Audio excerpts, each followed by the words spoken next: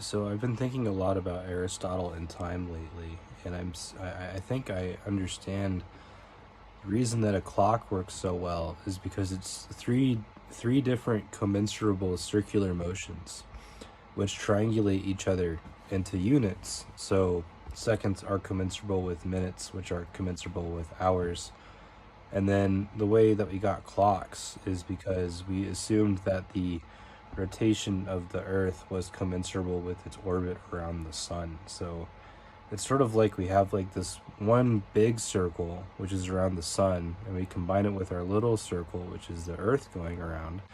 And then sort of like when you stick a paddle in water and you make a whirlpool and then it makes other little whirlpools off it. That's like our sciences and technologies around timekeeping. So we were able to make other circles like clocks, and then with clocks that were so accurate, like the old school spring clocks. Well, the problem with those was that the spring loses tension over time. So we innovated to get a more accurate measurement of time by using quartz crystals in the quartz watch, which is really amazing, by the way, because it's made out of like it's like this big. It's like straight up like that big. It's like a little tuning fork made of quartz with like gold tipped on the ends. And then the reason that the gold's there is they dip the tuning fork in gold to make its frequency too slow.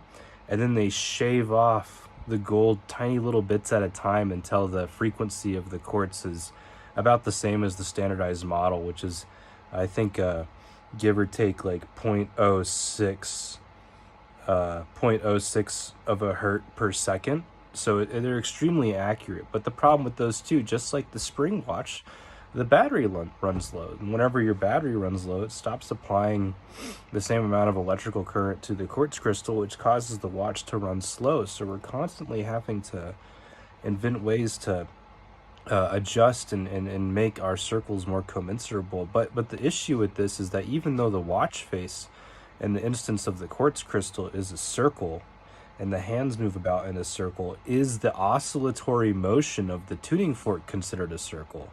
And in the same way, I ask you, is the waveform of a note also a circle? Because the resonant, like, we have the oscillatory movement, but like sort of abstracted from that, we have the waveform. Can you abstract a circle from a waveform? Is that a circular motion, or is oscillatory motion its own thing, which happens to be better at measuring time than circles, since we don't have perfect circles in nature?